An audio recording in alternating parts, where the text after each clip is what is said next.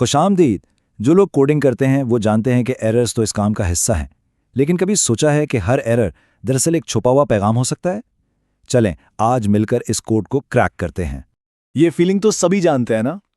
घंटों की मेहनत के बाद आप अपना कोड चलाते हैं और कुछ नहीं होता, या इससे भी बुरा कुछ ऐसा हो जाता है जिसकी आपको बिल्कुल उम्मीद नहीं थी। ये जो फ्रस्ट्रेशन होती है ना, ये बिल्कुल हकीकी है, लेकिन कहानी यहाँ ख़त्म नहीं होती। और यही बात इस पूरे तज्जिए का मरकज़ी ख्याल है। एरर्स को नाकामी समझने के बजाय हमें उन्हें इशारों की तरह देखना है, ऐसे साइन पोस्ट जो हमें सही रास्ते की तरफ लेकर जाते हैं।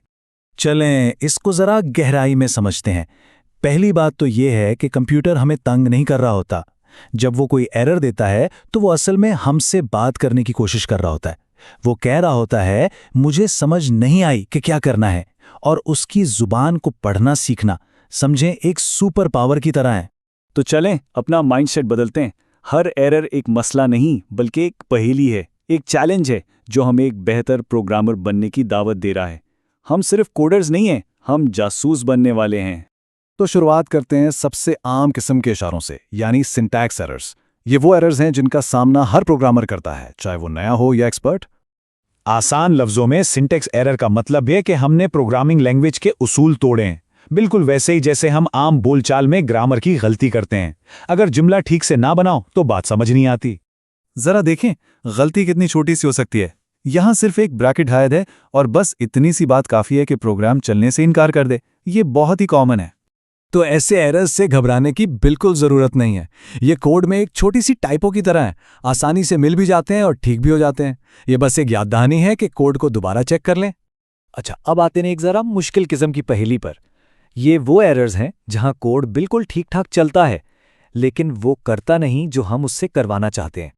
लॉजिक एरर्स को पकड़ना इसलिए मुश्किल होता है क्योंकि कंप्यूटर कोई एरर मैसेज नहीं देता, वो तो खुशी खुशी हमारी दी हुई हिदायत पर अमल कर देता है। मसला ये होता है कि हमारी हिदायत ही गलत थी। ये एक बेहतरीन मिसाल है। देखें, हम 2 और 4 का एवरेज निकालना चाह रहे थे जो कि 3 बनता है, लेकिन हमारी गलत लॉजिक की वजह से कंप्यूटर ने पहले 4 को 2 से तकसीम किया और फिर उसमें 2 जमा कर दिया, जिससे जवाब 4 आ गया। कोड तो चल गया लेकिन मंतिक गलत थी। यह मिसाल इसको बेहतरीन तरीके से समझाती है। गाड़ी बिल्कुल ठीक चली, हर मोड़ सही लिया, लेकिन वो अपनी मंजिल पर नहीं पहुंची क्योंकि हमने उसे शुरू में एड्रेस ही गलत बताया था। और अब बात करते हैं तीसरी किस्म के एरर्स की, वो जो अचानक प्रोग्राम चलते चलते सामने आ जाते हैं और सब कुछ रोक देते हैं। इन्हें कहते हैं रन टाइम एरर्स। यहाँ कोड का सिंटैक्स भी ठीक हो सकता है और शायद मंतक भी, लेकिन जब वो चल रहा होता है तो उसे कोई ऐसी गैर मुतवक्के सिचुएशन मिल जाती है जिसे वो हैंडल नहीं कर पाता।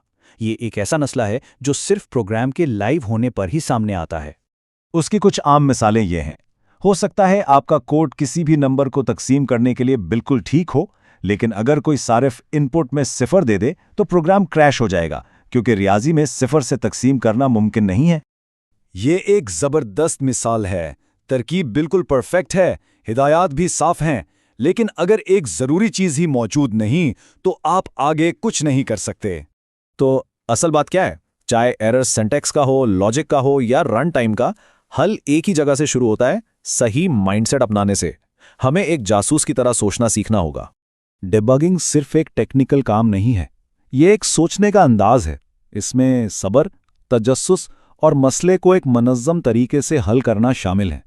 यही वो महारत है जो अच्छे प्रोग्रामर्स को अजीम प्रोग्रामर से अलग करती है। इस अमल को फॉलो करें, ये अंदाजे लगाने से बचाता है। सबसे पहले मसले को बार बार पैदा करने का तरीका ढूंढें, फिर उसकी जड़ तक पहुंचें। एक थ्योरी बनाएं कि गलती क्या है और आखिर में अपनी थ्योरी को टेस्ट करें। यह बिल्कुल एक साइंसी तरीका है। और यही इसकी खूबसूरती है कि जब आपके पास एक प्लान हो तो डर और फ्रस्ट्रेशन की जगह फोकस ले लेता है। कंट्रोल आपके हाथ में होता है। आप शिकार नहीं बल्कि तफ्तीशकार बन जाते हैं। तो अगली बार जब कोई एरर आए तो हिम्मत मत हारें। याद रखें, ये कोई रुकावट नहीं है, ये एक इशारा है, एक पहेली है जो हल होने का इंतजार कर रही है और एक सबक है जो सीखने का मुंतज़िर है। इस सोच के साथ हर चैलेंज हमें एक बेहतर कोडर बनाएगा।